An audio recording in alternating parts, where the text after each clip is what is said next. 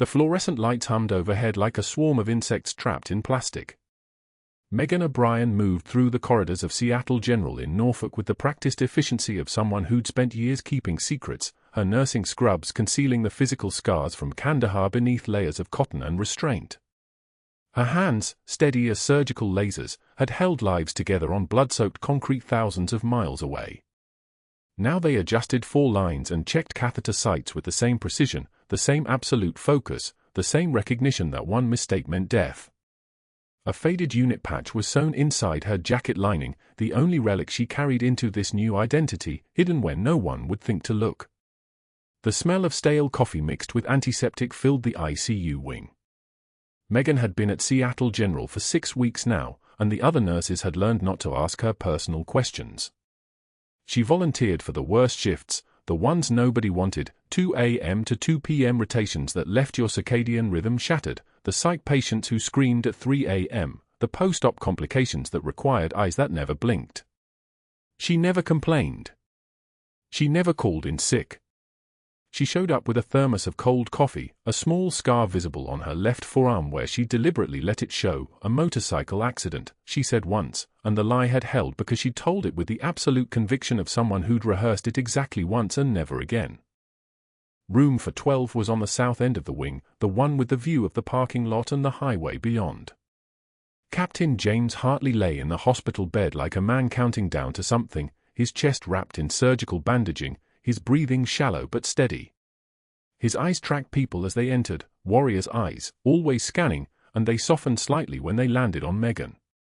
The folded flag sat in the drawer beside his bed, next to a photograph of a young woman Megan didn't ask about. The flag was from her son's fallen teammate, pressed into Hartley's hands at a ceremony 18 months ago. Her son was gone. The flag remained. Hartley had carried it through 3 subsequent deployments and 2 firefights in Kandahar before the wound that brought him here, shrapnel from an IED that should have killed him, would have killed anyone else, but Hartley was the kind of soldier who survived things that shouldn't be survivable. She was here to protect him. That was the entire mission. The Pentagon had placed her, given her a civilian name and a nursing license that existed but didn't. The credentials would stand up to every background check because they'd been built by people who knew how to build things that didn't exist, and her job was simple and impossible: monitor Hartley, watch for the men who'd tried to kill him once and would try again, and keep him alive long enough to testify about an operation that had gone so catastrophically wrong that someone very powerful needed him silenced. Megan had been a captain in a unit that didn't have an official name, a unit that reported to a chain of command that technically didn't exist, and she'd done things in Kandahar that she'd never speak about, not because she was traumatized but because the words themselves were classified. Now she changed bedpans and ran saline drips and kept a patient who held state secrets alive in a hospital where she trusted exactly nobody. The fluorescent lights flickered slightly as she entered room for 12 on her morning rounds. Hartley's vital signs had been stable, BP 128/76, O2 sat 97% on room air, heart rate in the low 70s. Good. Better than yesterday. His color was returning, the gray pallor of the post-operative shock giving way to something that approximated health. She adjusted his pillows without asking, muscle memory from 10 years of being a real nurse before she was a fake one, before the Pentagon called her at a number nobody else had and asked if she'd be interested in a different kind of deployment. She hadn't hesitated. She'd signed documents in a room with no windows and walked out 3 hours later with her new life in a manila envelope. Hartley's eyes tracked her as she worked. "O'Brien," he said quietly. His voice was rough from the breathing tube they'd had him on for 48 hours post-op. "You're too good at this." "Just doing my job," Megan said. She kept her voice soft, the deferential tone she'd perfected over 6 weeks, the careful politeness of a woman who'd been trained to be invisible in hierarchies not her own. But her hands didn't shake as she checked his dressing. Pain was information. Steadiness was survival. "How are you feeling?" "Like someone shot a hole in me and sewed it up with fishing line," Hartley said. But he was almost smiling. He'd commanded her son's unit for 8 months before her son was killed in Sanjan Valley. He'd held the folded flag at the ceremony with the kind of weight that told her he understood what that triangle of fabric represented: not honor, not glory, not any of the words politicians used. Just an absence. An empty space at a dinner table that would never be filled. The door opened at 7:19 a.m., and Meghan felt the air pressure in the room change the way it always did when he entered. Dr. Marcus Mercer didn't move like a regular man moved. He moved like someone who'd been told his entire life that space bent around him, that hallways widened when he approached, that the world reordered itself according to his preferences.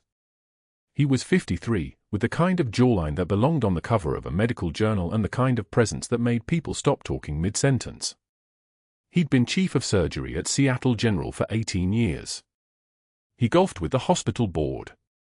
His wife was on the auxiliary committee. His children went to private school. Everything about him said that the world worked exactly the way he'd been promised it would. Meghan had been in his grand rounds rotation 2 weeks into her arrival, standing in the back of the conference room with 30 residents and a handful of attending physicians, when Hartley had been brought in from the ER. Hartley's wound was what they called a textbook trauma presentation: bleeding, chest wall crepitus, decreased breath sounds on the right side, classic signs of tension pneumothorax. The resident had frozen. Meghan had watched Mercer's hands move with surprising steadiness through the triage protocols, watched him call out orders with the kind of authority that made nurses jump. She'd watched him work, and she'd understood immediately that he was very good at what he did. She'd also understood that he was someone for whom competence had become his identity, which meant anyone else's competence was a threat. The first crisis came on Meghan's third day in his rotation. She was working ICU, handling post-op cardiac patients, when she caught something in Mercer's orders, a standard medication protocol that was appropriate for most of his patients but absolutely contraindicated for the one recovering from bypass surgery in bed 407. The patient was on digoxin for heart rate control, and Mercer had written for a diuretic that would dangerously elevate potassium levels, a combination that could trigger fatal arrhythmia. Meghan had approached him in the hallway outside the pharmacy, her voice quiet, her tone respectful. "Doctor, I wanted to confirm the digoxin diuretic combination for bed 407. The patient's potassium was 4.1 yesterday." Mercer's face had shifted.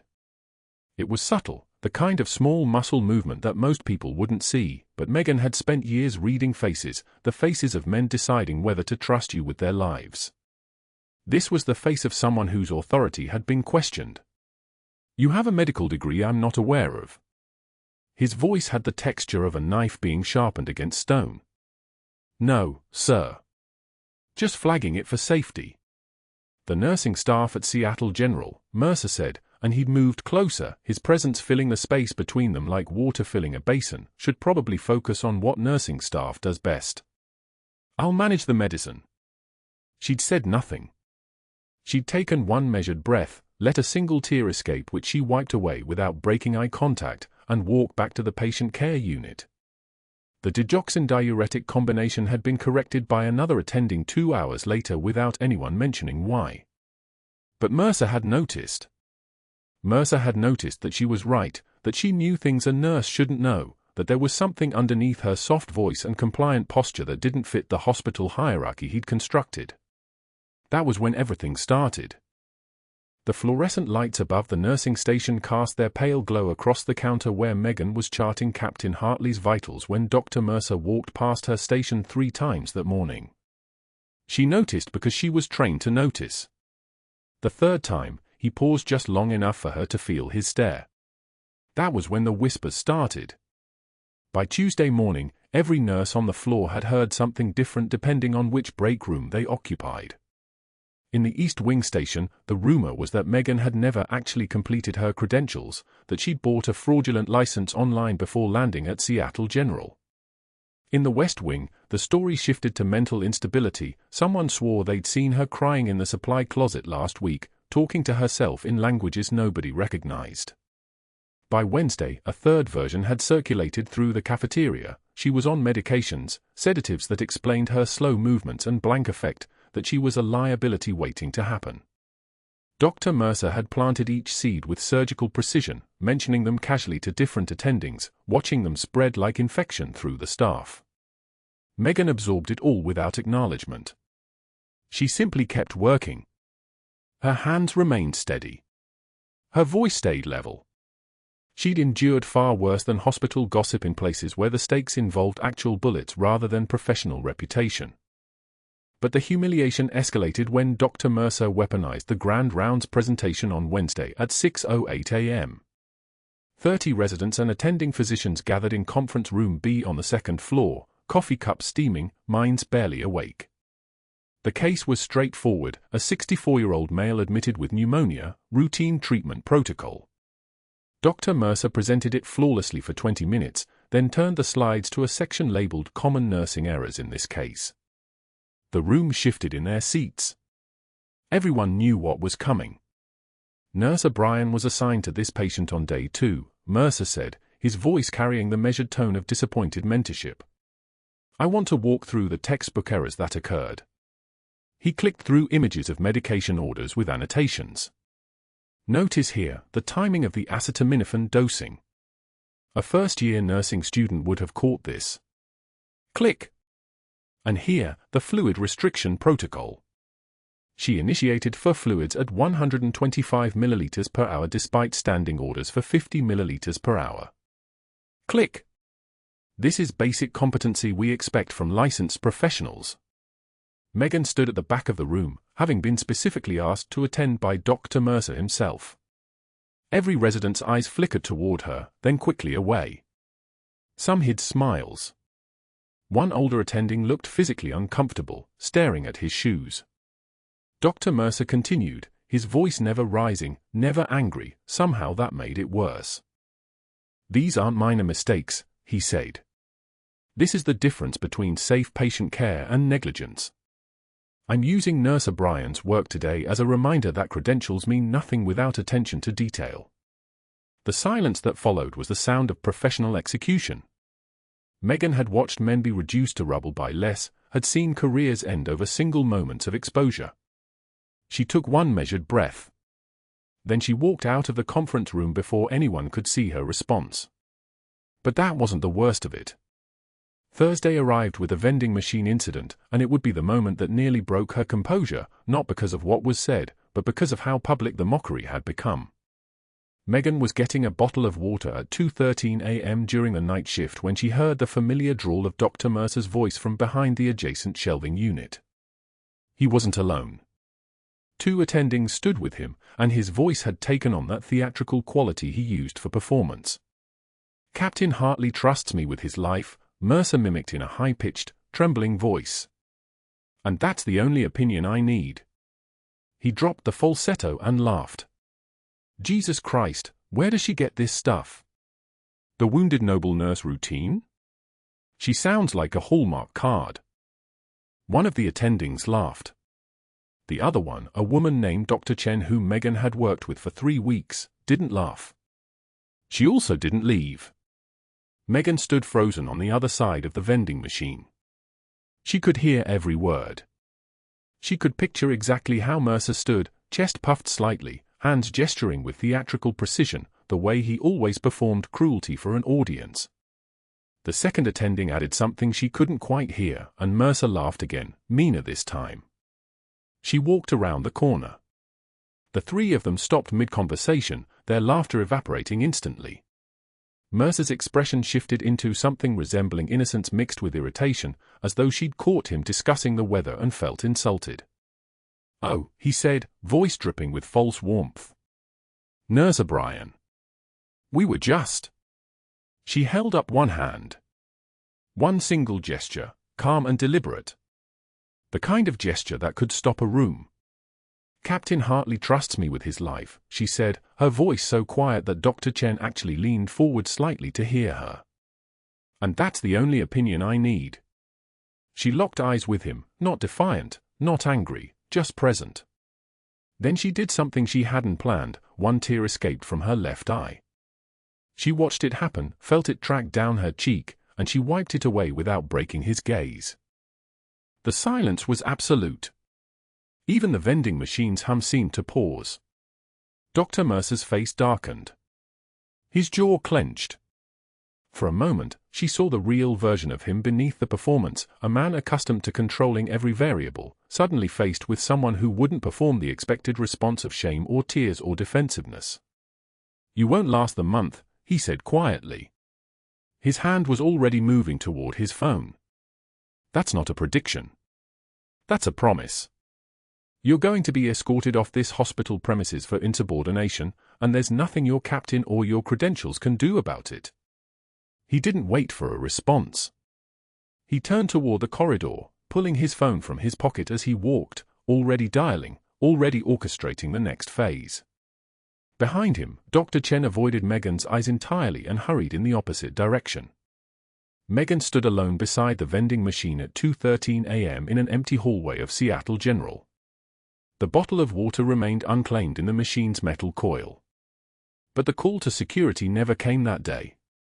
Because at 3:38 a.m., while Megan was checking on Captain Hartley's vitals, alarms exploded across the ICU wing. His oxygen saturation dropped from 96% to 72% in 40 seconds. His chest heaved against the weight of something crushing his lungs from inside. Tension pneumothorax. The air that was supposed to fill only his lungs had begun to fill the space around them, collapsing everything, crushing his heart. Dr. Mercer froze. The resident froze. The attending on call reached for the phone to call for backup instead of acting. The room became a tableau of incompetence while Captain Hartley's body convulsed against the bed, gasping, the monitor shrieking its alarm. Megan didn't freeze. She moved toward him like something that had done this 1,000 times. Because she had. Not in Seattle General, but in Kandahar when the lieutenant went down during a convoy ambush and they had 17 minutes before the medevac arrived. The sensory memory hit her like a physical blow. The smell of antiseptic became desert dust and burnt rubber from the Humvee. The beeping monitor transformed into incoming fire, the sharp crack of machine gun rounds hitting the building's concrete wall. She could smell copper and sweat and something else, something like burning. Screaming. Her own voice shouting orders, "Not please." The ground was sand, not tile, and the blood pooling beside Captain Hartley's shoulder was. She blinked. The desert evaporated. Seattle General returned. She was holding a 14-gauge needle, already prepped, already angled. Her hands moved to the second intercostal space, mid-clavicular line. Textbook position. Combat position. The needle slid in and the hiss of air escaping the pressurized space was the same sound it had been in that compound in Kandahar, and that's when Dr. Mercer finally moved, finally understood that something fundamental had changed in the room. Megan's O2 saturation climbed. 88. 94. 96. She didn't look at Dr. Mercer. She was already reaching for the chest tube, already giving orders in a voice nobody in that room had heard from her before, crisp, authoritative, the voice of someone accustomed to being obeyed. Push 2 milligrams of fentanyl. Get me a number 28 French chest tube. Call surgery, tell them we need a thoracic tray standing by. The resident moved. The attending moved.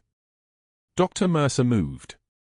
Because that's what happened when someone spoke with the absolute certainty of someone who'd already survived the worst. And that's when the real nightmare began. Thursday night came without warning, the way emergencies always do. Captain Hartley's monitors had been steady all shift. Vitals normal, oxygen saturation holding at 98%, the machines keeping their predictable rhythm while Megan charted at the nurse's station, her posture perfect, her attention divided between the rows of data on her screen and the weight of the folded flag in her locker 3 floors down. The flag from Kandahar. The flag she checked on 3 times a shift, pressing her palm against the cold metal door, feeling the ghost of someone else's funeral. Then the alarm came. High-pitched. Insistent. The sound that meant something inside a human body had suddenly, catastrophically failed. Megan's eyes lifted from her computer before her brain registered the code. ICU 4. Hartley's room. She was moving before the second alarm pulse finished, her legs carrying her down the corridor with the muscle memory of someone who had already sprinted toward dying men in worse places than a hospital corridor. The blood oxygen monitor in Hartley's room screamed a warning, 79% and dropping. Then 71. Then 63. The on-call resident was frozen beside the bed, a young man named Harrison with trembling hands and eyes that had never seen a patient decompensate this fast outside a simulation. His mouth was open. No words came. He looked like someone watching a plane fall from the sky and understanding for the first time that he had no parachute. Dr. Mercer was 3 minutes away. The rapid response team was 2 minutes out. Hartley had maybe 90 seconds before his brain started dying. Megan stepped into the space between panic and action. The room organized itself around her presence. She didn't announce herself. She didn't ask permission. The attending nurse, a solid veteran named Clayton, glanced up and saw her face and somehow knew to move aside without being told. Megan's hands were already pulling the emergency cart. Already opening the sterile field. Already finding the 14-gauge needle in the dark corner of her muscle memory where Kandahar lived. "Talk to me," she said to no one in particular. "Tension pneumothorax," Clayton said, understanding the compression in her voice. "Chest tube insertion in 5 minutes if we can stabilize." Hartley's oxygen was 59. His heart rate climbed toward 160. The ventilator was pushing air into a lung that had nowhere to go, a chamber filling like water in a drowning man's lungs. Simple physics. Deadly physics. Megan had seen this in a forward surgical team tent with mortar fire walking rounds across the perimeter and a Green Beret sergeant bleeding out because his lung had collapsed. Different country. Different year. Same impossible math. She didn't explain. Didn't ask Harrison to move. Her hands were already finding the landmarks on Hartley's chest, the second intercostal space, the midclavicular line, the exact architecture of human anatomy that meant life or death. She swabbed the skin with chlorhexidine. The smell of antiseptic filled her nostrils, sharp and clinical, nothing like the copper and cordite and dust of the operating tent in Kandahar, but the muscle memory didn't distinguish between those places anymore. O2 sat 58. Clayton called out, his voice steady now because he understood who was working his patient. The needle went in. Not tentative. Not careful. Decisive. The kind of pressure that comes from having done this before when it mattered most. The kind of certainty that belongs to hands that had already held someone's life in their palms while explosions rearranged the world around them. The needle passed through skin, through the intercostal muscles, through the parietal pleura, and the second her hand felt the release, that subtle shift in resistance, she knew it was right. The hiss of air escaping. Decompression. Pressure released from a seal chamber that had been slowly suffocating the man on the bed. The monitor climbed. 62, 68. 75, 82. 88, 92. Stable. Hartley's chest rose and fell with the rhythm of a man whose lungs suddenly remembered how to breathe. The monitor found its sinus rhythm again. The ventilator's bellows slowed. The room shifted from catastrophe to controlled crisis in 8 seconds. 8 seconds and the math changed. The death clock stopped. The impossible became merely urgent. Harrison was staring at her hands. His own hands were still trembling. He was a competent enough resident when the pathology stayed in the textbook, but textbooks didn't prepare you for the moment when standard procedures became inadequate and someone in the room had to be the one who didn't freeze. Chest tube tray, now, Megan said. Not a request. It wasn't a question mark at the end of her voice. It was a command, and Clayton moved like he'd been waiting for someone to tell him exactly what needed to happen next. The needle was still in place, buying them time. Hartley's saturation held at 91, 92, 93. Climbing back toward the land of the living. Back from the edge of the cliff where his body had nearly stopped exchanging oxygen and suddenly, everything had become too late. But that wasn't what made the room go quiet. It was the moment between procedures, when Megan's sleeve rode up as she reached for the chest tube kit.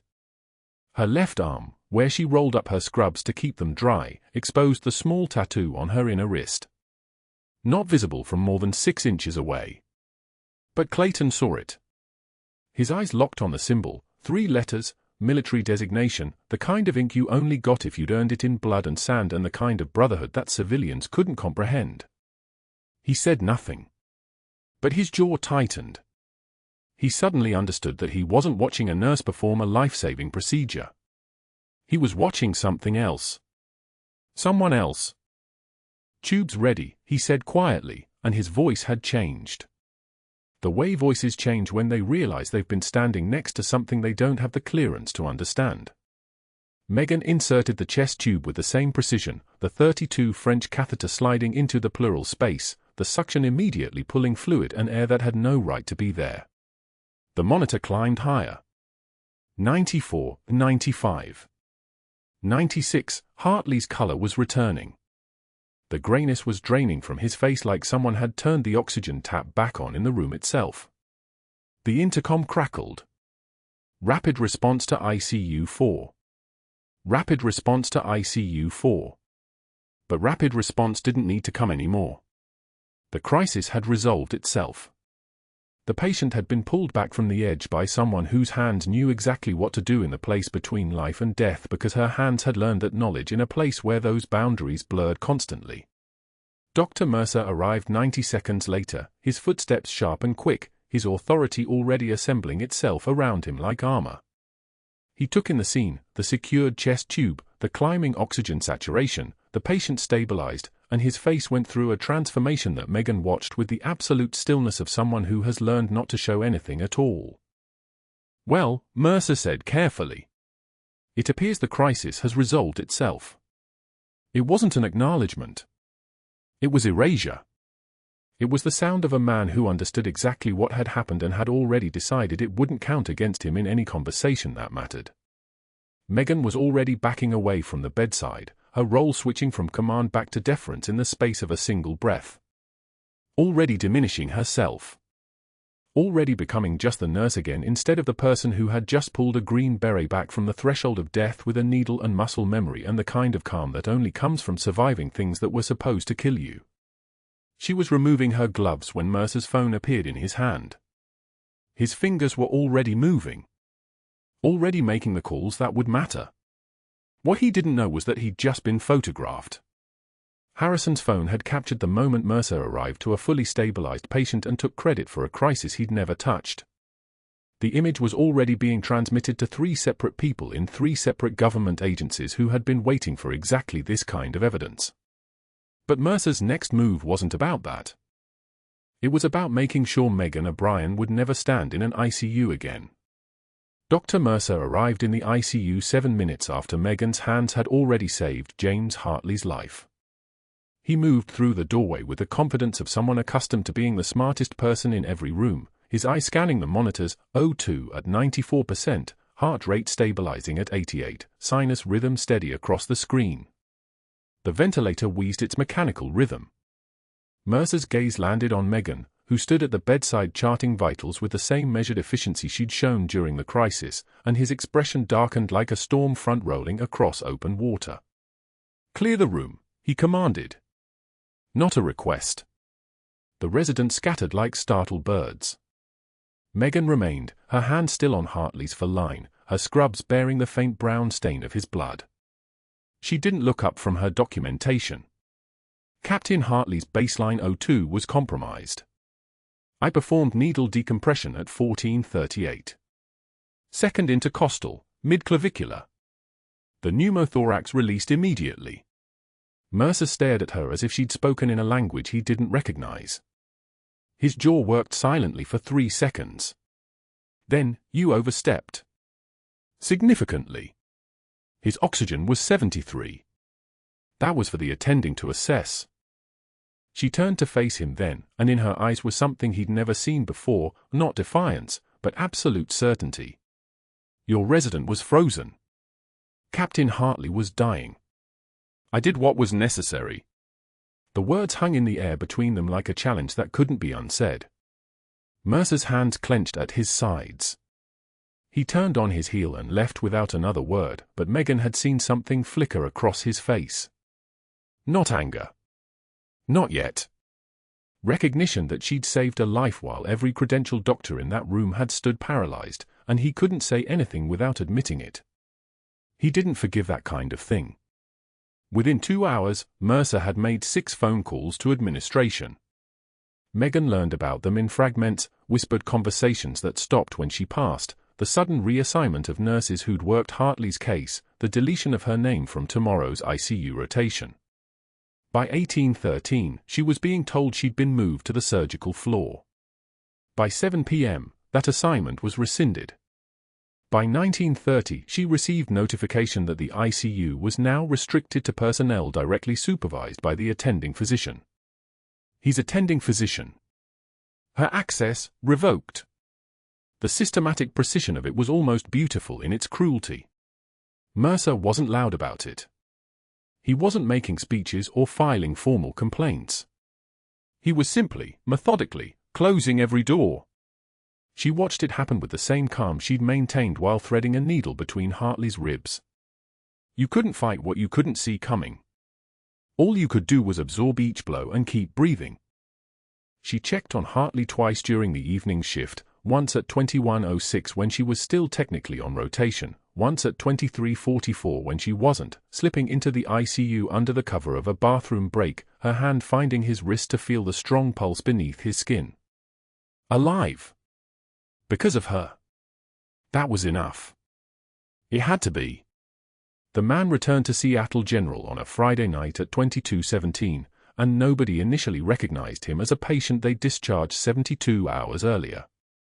Gang affiliations tracked in blue and red tattoos across his neck and shoulders, his criminal record extensive enough to fill a rap sheet 3 pages long, his mental state deteriorated by crystal methamphetamine and something darker.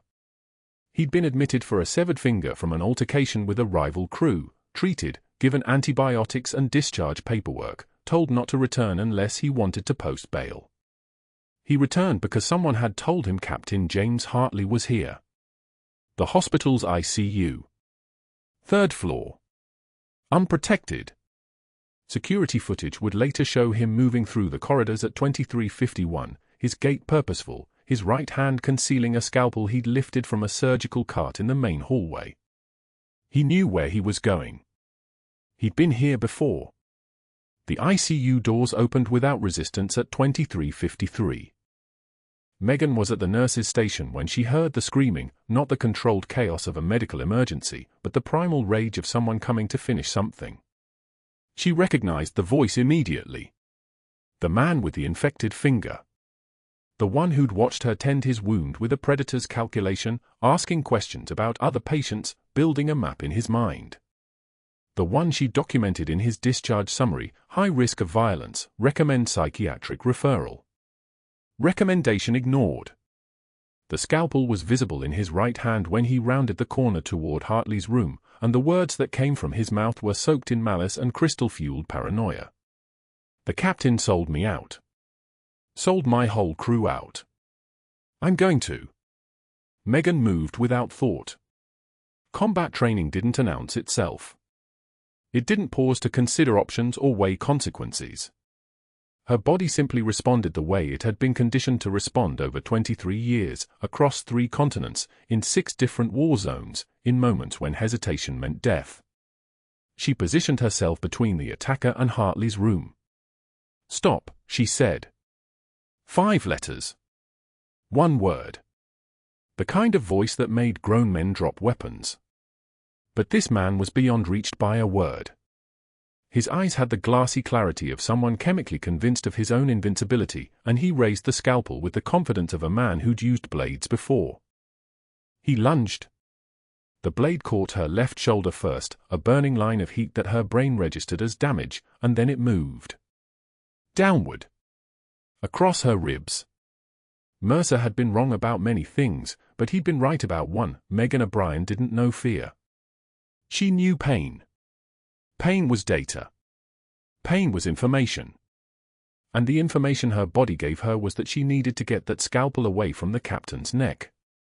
Her right hand caught his wrist. Her left arm came up to block. The momentum of his attack carried him forward into her, and they went down together, his blade still clutched in his fist, his body heavy and chemical fast, her blood suddenly very wet on the linoleum floor. The color was wrong. Too bright. The amount was concerning. Security arrived at 23:58 for minutes and 17 seconds after the first scream, which was for minutes and 17 seconds longer than Megan's body could afford to bleed at this rate. The knife clattered away. The man was restrained.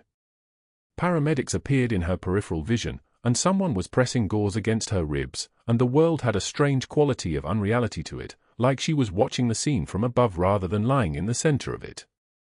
She heard someone say her name. She didn't respond. She was looking at the ICU door. At Hartley's room. At the monitor visible through the doorway, still showing the steady rhythm of his heartbeat, still showing him alive because she'd put herself between him and everything that wanted him dead. That was the priority. Not the blood. Not the burning. Not the paramedics wrapping her shoulder in gauze that immediately bloomed crimson. The priority was that Captain Hartley was alive. Mercer was there within 8 minutes. He stood in the hallway observing Megan being loaded onto a stretcher, her left side wrapped in bandages that were already failing to contain the bleeding, her hand reaching instinctively toward Hartley's room one final time before the paramedics carried her away. He watched with the expression of a man who'd just witnessed an inconvenience be resolved by circumstance. At 0:17, before the ER doctor had finished stitching her second layer of sutures, before she'd received her third unit of blood, before Megan had even been transported to a recovery room, Mercer submitted her suspension paperwork citing reckless engagement with a hostile party and willful protocol violations. By 0:34, her hospital badge had been deactivated. By 1:06, security had made a note in her personnel file that she was no longer authorized for facility access. Megan arrived home at 4:23 on Saturday morning, 3 hours before her shift would have ended, wearing someone else's jacket over bandages that pulled tight across her ribs with every breath. Her left arm was immobilized. Her shoulder throbbed in a way that suggested bone involvement, though the ER radiographs had been inconclusive.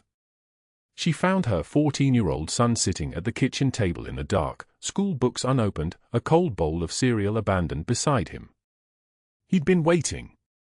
Probably since he heard nothing from her after 11 p.m., after the scheduled shift text that never arrived, after the news crawl scrolled across his phone at 23:59 reporting a disturbance at Seattle General, ICU floor, 1 nurse injured, suspect apprehended. When the light came on, when he saw her in borrowed clothes and hospital white gauze visible beneath the neckline, when he registered the careful way she moved, like someone walking through a minefield, his eyes filled with something Megan recognized but couldn't bear to see directed at her. She was crying. Actual tears, the kind she hadn't shed in 14 years, the kind her body had forgotten how to produce. They came from somewhere below the bandages, below the blood, below the part of her that understood consequence and sacrifice. They came from her son. Mom. His voice was small. Confused. The voice of a child who just realized his mother wasn't invulnerable. What happened? Why are you home? Why are you bleeding? Megan sat down slowly, every movement a negotiation with her ribs. She couldn't explain. She couldn't tell him that she'd been living two identities, that the uniform she wore was as much camouflage as the surgical scrubs, that the captain whose life she'd protected was bound to him through shared loss and shared purpose. She couldn't tell him that walking away from Seattle General meant walking away from the mission. She couldn't tell him that sometimes protecting the people you love meant being willing to bleed for strangers. She could only sit there, wrapped in hospital gauze and borrowed strength, and hold her son while he cried for both of them. The rain started at 6:13 outside.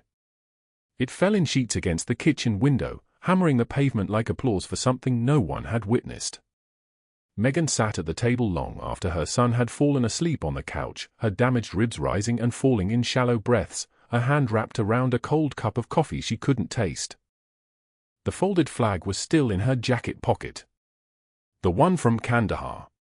The one that had belonged to a soldier whose name was carved into her memory the way names were carved into monuments. She pulled it out, felt the weight of it, heavier than any physical object should be, and thought about throwing it away. About walking away.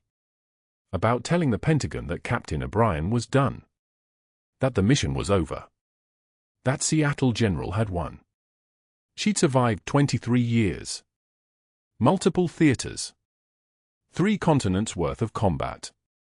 She'd built an identity so complete that she'd almost believed it herself. She'd been a nurse for long enough that the distinction between cover and reality had become invisible. And now Mercer had simply erased it. 1 suspension. 1 deactivated badge. 1 walk out of the building and the entire operation dissolved like morning fog. But at 6:36, her phone buzzed. A number she hadn't seen in 4 years. A text with no words, just coordinates and a timestamp, 8 o'clock. Her pulse quickened. Not from fear. From recognition. From the sound, distant at first, then growing louder, of helicopter rotors cutting through the rain-soaked Virginia sky. And then she heard it clearly. The doorbell rang at 11:36 p.m. Megan was sitting in the dark, her ribs wrapped so tight she could barely breathe, her left shoulder bandaged beneath an old sweatshirt, when the sound cut through the silence of her living room. She didn't move. Not at first. The house was quiet except for the rain hammering the roof like drumfire, and she'd learned long ago that some sounds you wait for before you answer. She rose slowly, each movement calculated to avoid tearing the fresh stitches.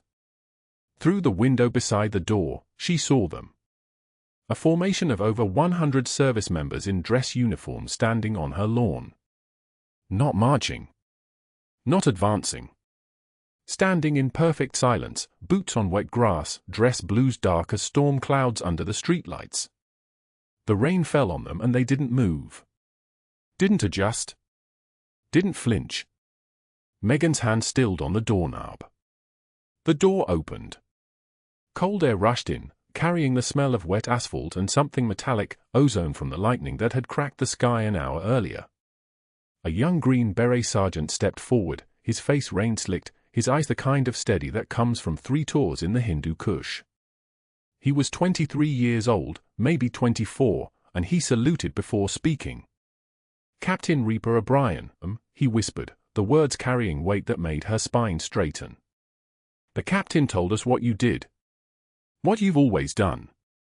Behind him, a Marine gunnery sergeant moved into position, his dress blues crisp despite the rain. His voice cut across the neighborhood like a blade through silk. He began to read from a citation, each word deliberate and loud enough for every house on the block to hear. For valor in combat operations. For sacrifice under fire. For service above and beyond. He paused between sentences, letting them land. Letting the neighborhood hear. Bronze Star. First class. Mercer's Mercedes pulled up to the curb at 11:53 p.m. He parked halfway on the sidewalk, engine running, headlights cutting through the rain. The driver's side door opened and he emerged wearing a suit jacket that cost more than most people made in a month, his hair perfect despite the weather, his expression one of satisfied contempt. He'd come from the hospital. She could tell by the way he moved, that particular arrogance of a man who'd spent the day dismantling someone he considered beneath him. He saw the uniforms and kept walking anyway, pushing through the formation without acknowledgement, without the courtesy of even looking at them. When he reached the citation reader, he interrupted. "What circus is this?" His voice was sharp, designed to cut.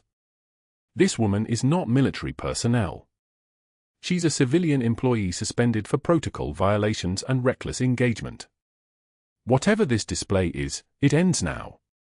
The Marine gunnery sergeant didn't stop reading. He was on the 3rd line of the citation when Mercer's hand shot out toward the man's arm. That's when the black SUV pulled up. A 2-star general emerged. Not walked. Emerged. Like the car had been holding him and the rain parted to let him through. His uniform was so perfect it looked laminated.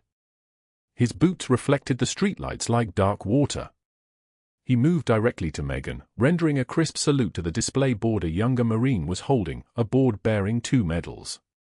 A silver star. 2 purple hearts. Captain O'Brien. His voice was the kind that carried command in every syllable, the kind that made people stand straighter without knowing why. "You've been operating under Pentagon orders as part of a classified patient protection detail. Your identity is cleared for full disclosure. Your service is known. Mercer's face went white. Not blushing. Not flushed. White. The blood drained from his features like someone had opened a valve. His mouth opened and closed without sound. His hand, which had been reaching toward the Marine sergeant's arm, dropped to his side. That's not possible, Mercer said. His voice had changed. The sharp contempt was gone, replaced by something thinner, something desperate. She has no clearance. No credentials. She's just a nurse. A captain in U.S. Army Special Operations, the general interrupted. His tone made it clear this was the last time Mercer would speak while the general was present. And you've been video recorded deleting security footage from the attack on Captain O'Brien. The hospital IT specialist, a Navy veteran, preserved every frame before your deletion attempt completed. Federal investigators have been reviewing the footage for 18 minutes. You deliberately delayed response time to the incident. That's criminal negligence. Obstruction of justice. The rain fell harder. None of the 100 service members moved. Their faces were stone. Their silence was a weapon. Mercer lunged.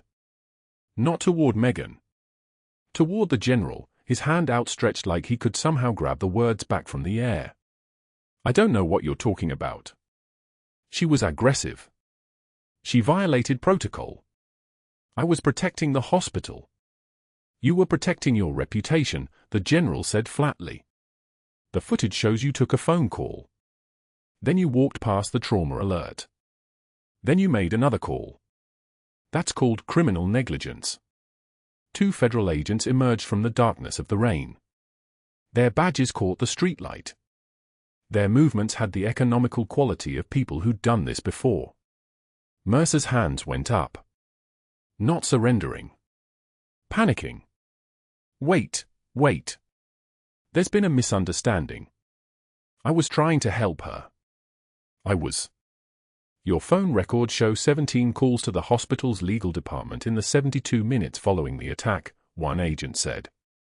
He didn't sound angry. That would have been less terrifying. He sounded bored. 17 calls trying to build a case against a woman who saved a federal asset's life. That doesn't look like helping anyone. They cuffed him. The sound was clean. Decisive. Click, click, the metal bracelets snapping around his wrists like punctuation marks. As they walked him toward their sedan, his eyes found Mercer's. Not hers. The general's. The look on his face was a man realizing he'd spent his entire career building power against the wrong people. Inside Seattle General, in Hartley's room, the machines beeped their steady rhythm.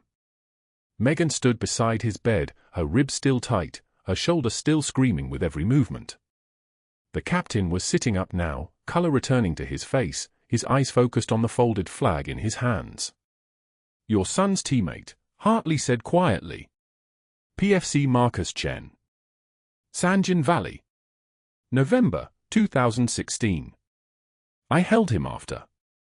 The captain paused. He asked for you. At the end. He asked if you'd be proud of him. Megan didn't speak. Couldn't. I want him to know, Hartley continued, extending the flag toward her, that you kept watch over what mattered to him. Over all of us. That's what he was asking for. And you answered. She took the flag. The fabric was thin from handling, worn soft by hands that had carried it through 3 tours and home again. It was heavier than it looked. Thank you, Captain, Hartley said. And he meant both parts of the title. 2 weeks later, Mercer was spotted at a rural urgent care clinic 40 miles outside Tucson, Arizona. His name tag read, Steve. He wore khakis instead of a white coat and pushed a medical supply cart down hallways that had never heard his voice. When someone called him doctor, he flinched. When a young nurse, bright, competent, someone who reminded him of Megan, corrected his work, he apologized. Actually apologized. Without argument. The trembling wasn't fear. It was restraint. Scars tell stories. Seattle General added a 15,000-square-foot trauma wing dedicated to veteran care within 6 months. Meghan was offered the position of Chief Trauma Officer. She declined the office, the title, the administrative quiet. Instead, she returned to the floors in scrubs, still checking vitals, still holding hands when the news was bad, still being the person in the room who didn't freeze when the monitors started screaming. The young Green Beret sergeant from her lawn came through her unit 3 weeks after his unit returned from a deployment. He had shrapnel in his leg and infection setting in. She caught it before it spread to bone. When he was discharged, he asked if he could come back. Not to the hospital. To see her. There was something in the way he asked, something about respect, about knowing who she was and choosing to stand near her anyway. She said yes. The boardroom at Seattle General was full when Meghan walked in the following week. Doctors. Administrators. The general who had appeared in the rain. Her 14-year-old son, who now understood why his mother came home bleeding with secrets in her bones. "We're renaming the trauma wing," the hospital director said. "The O'Brien Center for Battlefield Medicine. Because some heroes don't wear badges. Some wear stethoscopes. Some wear both." Meghan nodded once. She didn't smile. She didn't need to. She was back on the floor by 6:24 a.m. the next morning, checking on a post-op patient whose monitor was drifting toward tachycardia. Her hands were steady. Her voice was calm. When the resident hesitated, she didn't give him an order. She gave him a choice. "What do you see?" she asked. He thought about it. He answered correctly. "Good," she said. "You know how to read the patient. Now trust what you're reading." Sometimes the bravest warriors carry stethoscopes, not guns. If someone told you that you'd been living a lie your whole life, that the job you thought you had was actually a classified mission, what would you do? Would you go back? Or would you walk away? Let me know in the comments. And if you want to see what happened next, subscribe for the next installment of the Code Whisperers.